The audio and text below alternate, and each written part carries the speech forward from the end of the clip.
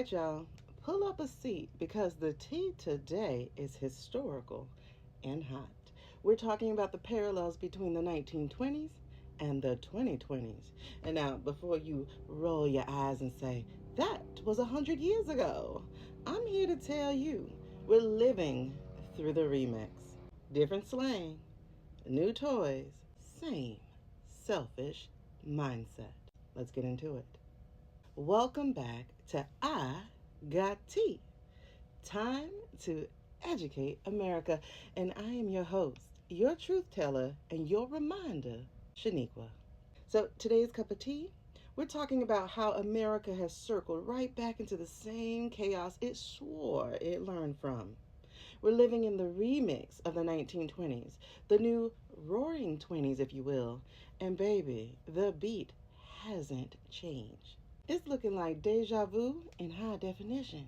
Because back in the 1920s, folks were wildin'. Jazz clubs booming, speakeasies packed, people acting like the money would never stop flowing.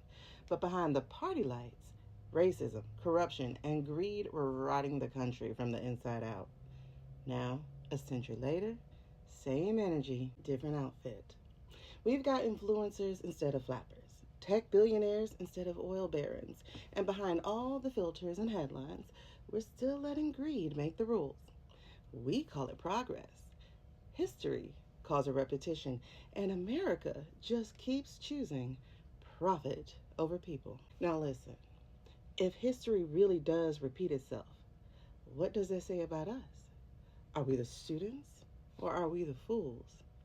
Y'all chime in below and let me know which one you think it is. Because now we're dealing with different players, but the same corruption.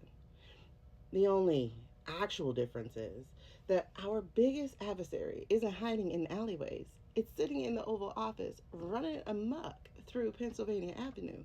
And everything in the present is sideways adjacent to the past. The gangsters of today have government titles and $1 million, $1 billion contracts. They're not smuggling liquor, they're smuggling morality. And who are they?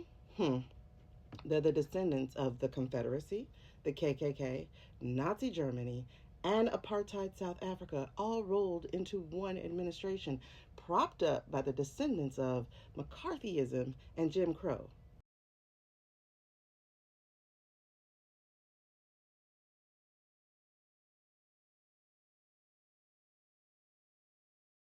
Yeah, these aren't just bad politicians.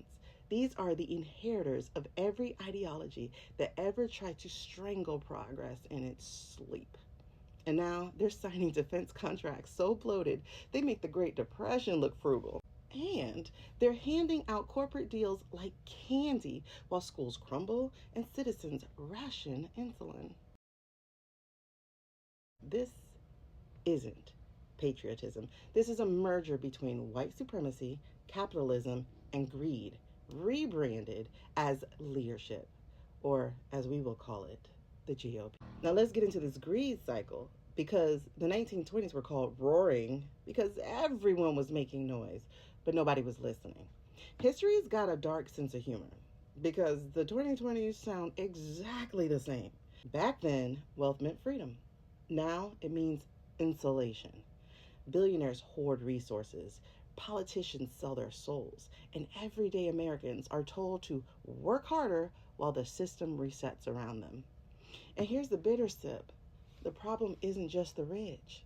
It's also the millions who refuse to learn, who refuse to connect the dots between then and now. Because when you don't study history, you don't just repeat it, you become it. Every single one of those "my voice doesn't matter" equaled 36% of the country not even casting their vote or using their voice. So that sounds like we're talking about patriotism for sale, right? Now, about that word patriotism, it's been twisted, beaten, and bleached until it means the opposite of what it should. You can't call yourself a patriot while you profit off the suffering of others. You can't scream freedom while writing laws that cage it, and any opposition is called anti-fascism. And you can't stand on the graves of your ancestors and actually call it pride. See, real patriots invest in truth. They build communities, not walls, and they protect democracy, not monopolies. But what we have here now is a theater of flags and slogans, and while the soul of this country is for sale to the highest bidder. We're at the part, y'all, that's called the crash before the lesson. Because in the 1920s, especially in 1929, the music stopped, the market crashed, and the illusion shattered. And people who thought they were safe realized they weren't. Fast forward again, different tools, same delusion. Crypto, AI, defense budgets, endless wars for profit. It's the same old greed in a shiny new wrapper. And when it collapses, because it will, it won't be the powerful who suffer. It'll be the working class, working families, teachers, veterans, single parents just trying to make it another month. The powerful always bet on your exhaustion. That's how they win. But it's time to take a look in the mirror. And if you're ready for that, type, let's bring it home. We keep saying the system is broken, but that's the lie. It's working exactly as it was designed. This system runs on distraction and denial. And as long as we keep sipping that, we'll never fix it. We are being run by the worst of us, but we're being enabled by the quiet majority of us who stopped demanding better. We don't have to stay trapped in this rerun. We can still rewrite the story.